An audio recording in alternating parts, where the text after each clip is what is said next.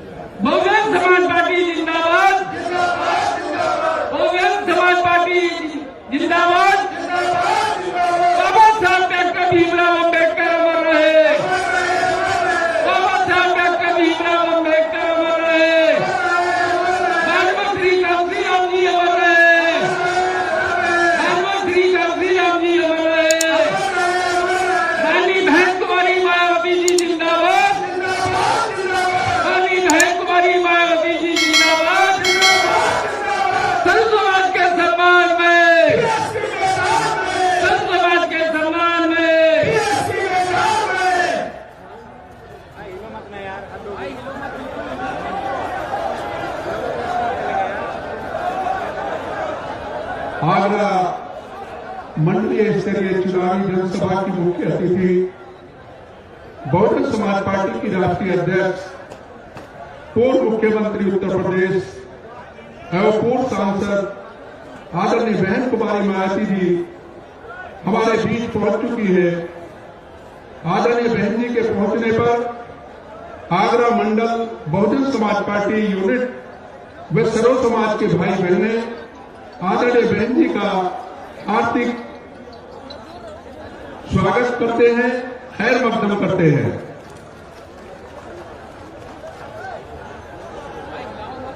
और अब मैं आगरा मंडल बहुजन समाज पार्टी यूनिट की जानिब से आज की चुनावी जनसभा की मुख्य अतिथि आदरणीय बहन जी को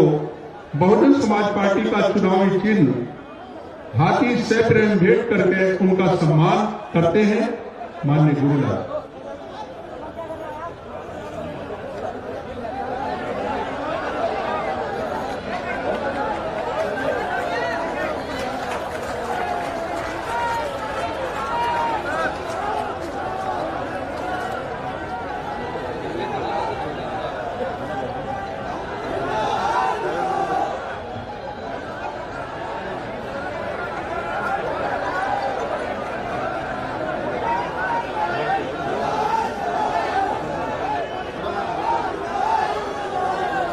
अब मैं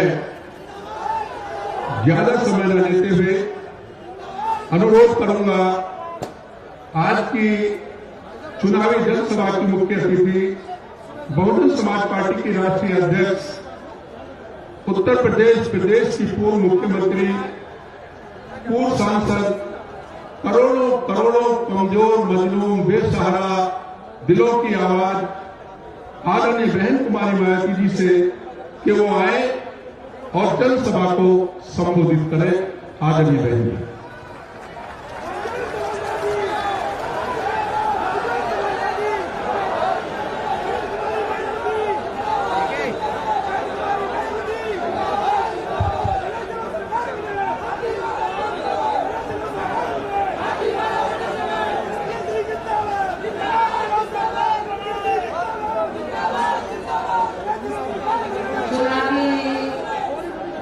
जनसभा में इकट्ठा हुए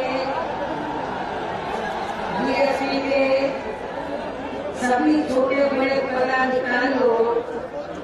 एवं कार्यकर्तागण, आज आप लोग उत्तर प्रदेश में विधानसभा के लिए हो रहे आम चुनाव में कोरोना नियमों का पालन करते हुए अपनी पार्टी के उम्मीदवारों के समर्थन में मुझे सुनने के लिए यहाँ इकट्ठा हुए हैं, तो उसके लिए मैं आप सभी लोगों का हार्दिक दिल से आभार प्रकट करती हूँ। और अब मैं सबसे पहले अपनी पार्टी के संबंध में ये कहना जरूरी समझती हूँ कि हमारी पार्टी ये चुनाव उत्तर प्रदेश की लगभग सभी विधानसभा की सीटों पर अकेले अपने बलबूते पर ही पूरी तैयारी व दमदारी के साथ यहाँ सन 2007 की तरह फिर से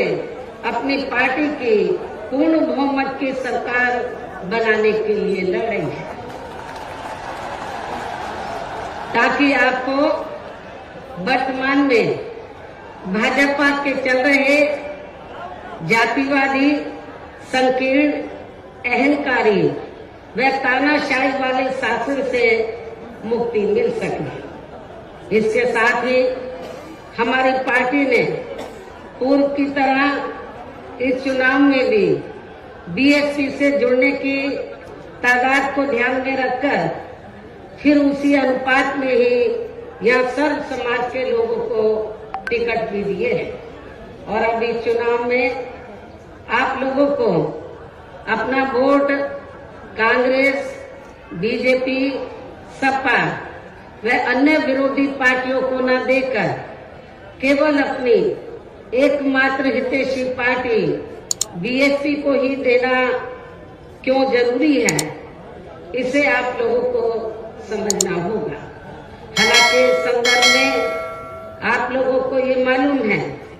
कि आजादी के बाद शुरू में काफी लंबे समय तक केंद्र व उत्तर प्रदेश सहित देश के अधिकांश राज्यों में भी कांग्रेस पार्टी की ही अकेले यहाँ सरकारें रही हैं, किंतु इनकी गलत नीतियों व गलत कार्य प्रणाली की वजह से ही अब ये पार्टी केंद्र के साथ साथ बहुत पहले ही उत्तर प्रदेश की सत्ता से भी बाहर हो गई है। इसके साथ ही ये पार्टी जबरदस्त जातिवादी होने के कारण शुरू से ही हर मामले में यहाँ दलित, आदिवासी व अन्य पिछड़ा वर्ग विरोधी पार्टी भी रही है और अभी भी है, जिस कारण केंद्र में रही इस कांग्रेस पार्टी की सरकार ने इन वर्गों के मसीहा व भारतीय संविधान के मूल निर्माता परम पूज्य बाबा साहब डॉक्टर भीमराव अम्बेडकर को भारत रत्न की उपाधि से भी सम्मानित नहीं किया था, जिसके लिए वो हर प्रकार से पात्र भी थे। इतना ही नहीं बल्कि इनके मूवमेंट को आगे बढ़ाने के लिए अपनी पूरी जिंदगी समर्पित करने वाले मान्यवर श्री कांशीराम जी के देहांत होने पर भी केंद्र में उस समय इसी कांग्रेस पार्टी की रही सरकार ने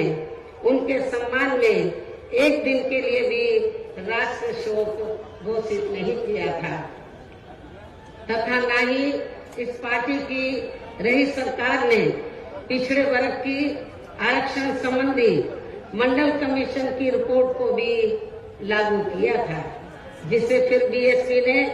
अपने कड़े संघर्ष व अथक प्रयासों से केंद्र में रही श्री बीपी सिंह की सरकार से ही लागू करवाया था। साथ ही इसी सरकार में ही बाबा साहब डॉक्टर भीमराव अम्बेडकर को भी भारत रत्न की उपाधि से सम्मानित किया गया था, जो इनके अपार अनुयायियों की बरसों से ये दिली चाहत भी थी। लेकिन अब केंद्र व अधिकांश राज्यों की भी सत्ता से बाहर होने के बाद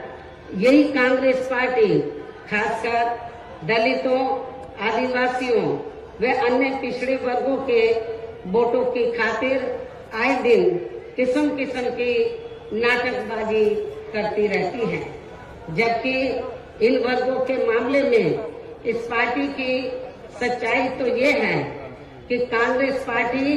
जब सत्ता में होती है और इनके अच्छे दिन होते हैं तो तब इस पार्टी को इन वर्गों का विकास व उत्थान आदि याद नहीं आता है, तथा न ही इनको महिलाओं की भी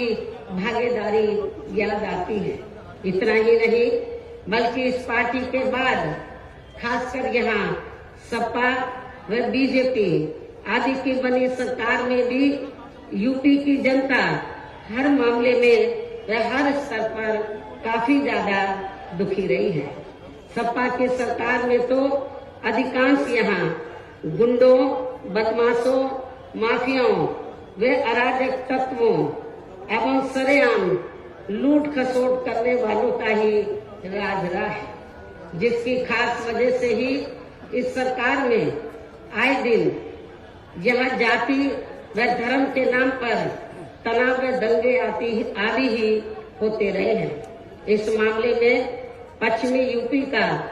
मुजफ्फरनगर कांड इसका खास उदाहरण है। प्रदेश में विकास के कार्य भी ज्यादातर यहाँ एक विशेष क्षेत्र व एक विशेष समुदाय के लोगों तक ही सीमित होकर रह गए हैं। और इतना ही नहीं, सपा की सरकार के चलते दलित व अति पिछड़े वर्गों के लोगों के साथ तो हर स्तर पर सोतेला रवैया अपनाया गया है। आप लोगों को ये मालूम है कि जब सपा पावर में आई तो सपा सरकार ने एक काम ये किया सबसे पहले सत्ता में आते ही कि हमारी पार्टी की सरकार ने जो दलित और अन्य पिछड़े वर्ग में समय समय पर संत गुरु और महापुरुष हुए तो उनको आदर सम्मान देने के मकसद से उद्देश्य से हमारी पार्टी की सरकार ने जिन नए जिलों के नाम इनके नाम से रखे, नई योजनाओं के नाम इनके नाम से रखे तो उनको बदल दिया। और इतना ही नहीं, मैं सरकारी कर्मचारियों को भी ये बताना चाहती हूँ कि जब पदोन्नति में आरक्षण को लेकर तो पार्लियामेंट में बिल आया तो यही समाजवादी पार्टी थी जिसने इस बिल को फाड़ दिया था और इस बिल को पास नहीं होने दिया, ताकि जो दलित वर्ग के लोग हैं उनको पदोन्नति में आरक्षण की सुविधा न मिल सके। ये समाजवादी पार्टी का कैरेक्टर है, चाल चरित्र है। इसी प्रकार भाजपा सरकार की भी नीतियां व कार्यशैली अधिकांश यहाँ जातिवादी, पूंजीवादी एवं आरएसएस के संकीर्ण एजेंडे को ही लागू करने पर टिकी रही है, जिससे प्रभावित एवं शिकार हुए लोगों का इस सरकार में सही से विकास व उत्थान आदि नहीं हो सका है। साथ ही इनका हर स्तर पर काफी ज्यादा उत्पीड़न भी किया गया है। धर्म के नाम पर हमेशा यहाँ तनाव व नफरत आदि का वातावरण ही बना रहा है। ये किसी से छिपा नहीं है। प्रदेश में हर प्रकार के अपराध भी काफी ज्यादा बढ़े हैं। खासकर दलित व महिलाएं भी इस सरकार में कतई भी सुरक्षित नहीं रही हैं। लेकिन मीडिया में इनके आंकड़ों को ज्यादातर दबा दिया जाता है। आपके आगरा में तो इतना बुरा हाल है दलितों का कि पुलिस की कस्टडी में तो दलित वर्ग के एक नवयुवक को मार दिया जाता है। ये भी किसी से छिपा नहीं है। इसके अलावा प्रदेश में गरीबों, मजदूरों, बेरोजगारों व अन्य मेहनतकश लोगों के साथ साथ दलितों, आदिवासियों, अन्य पिछड़े वर्गों, मुस्लिम एवं अन्य धार्मिक अल्पसंख्यक समाज के लोगों के हित व कल्याण के लिए वर्षों से जो भी यहाँ सरकारी योजनाएं चल रही थी तो उनका भी इन्हें इस सरकार में सही से पूरा लाभ नहीं मिल सका है। खासकर दलितों व पिछड़ों को आरक्षण का भी पूरा लाभ नहीं मिल सका है, क्योंकि इन्होंने ज्यादातर सरकारी कार्य प्राइवेट सेक्टर के जरिए ही कराए हैं, जिसमें इनके लिए आरक्षण की कोई भी व्यवस्था नहीं है। सरकारी नौकरियों में भी इनका आरक्षण का कोटा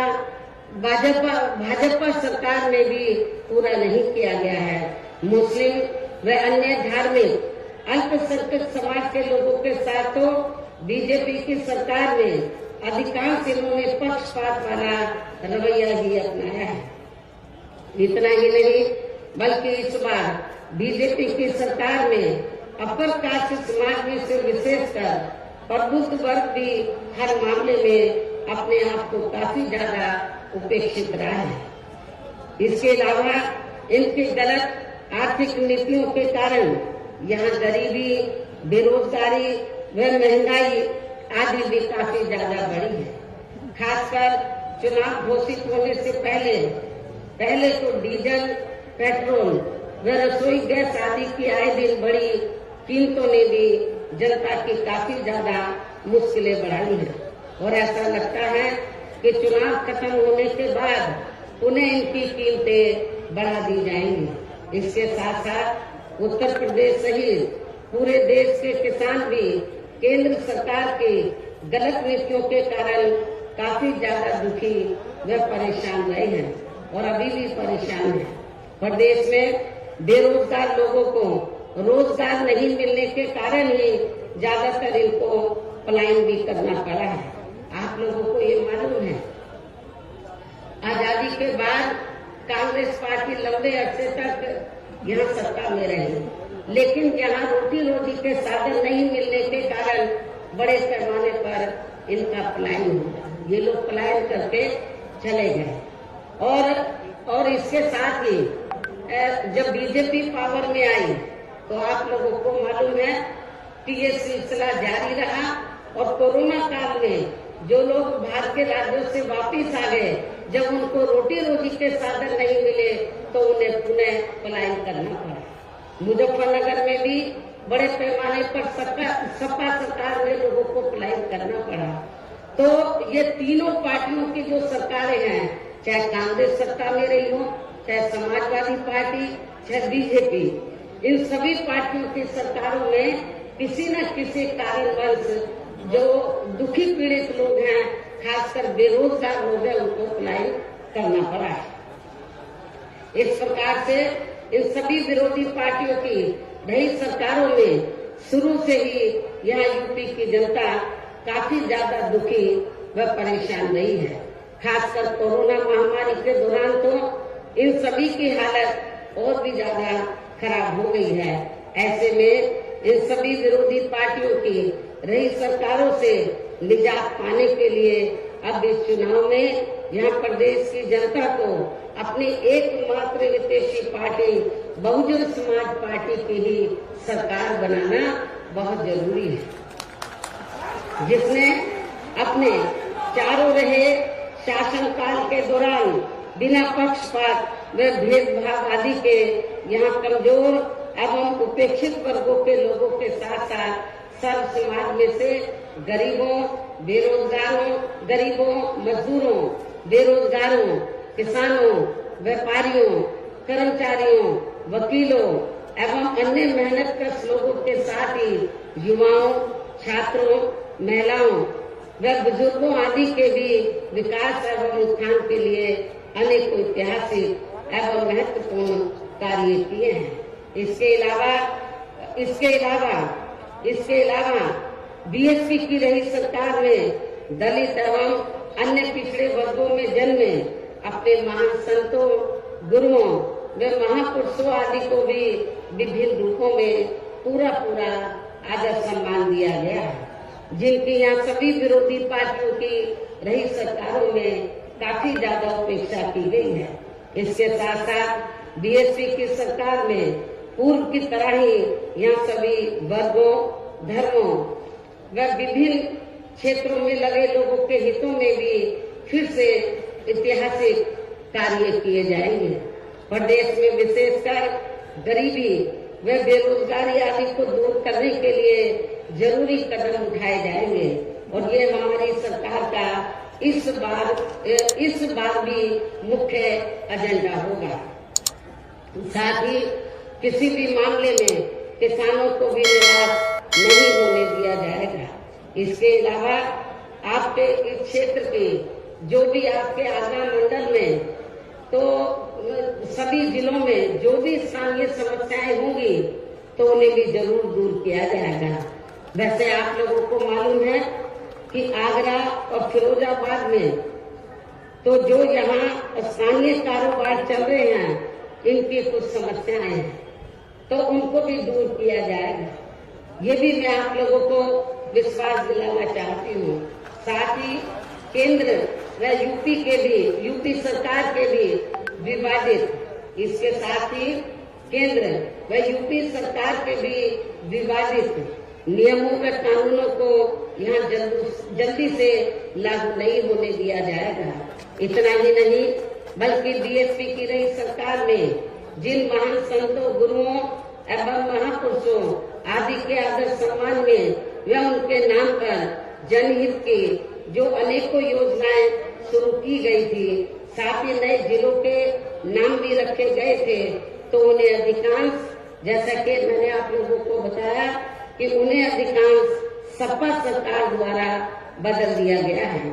जिससे उनके प्रति इनकी हीन व जातिवादी मानसिकता भी साफ झलकती है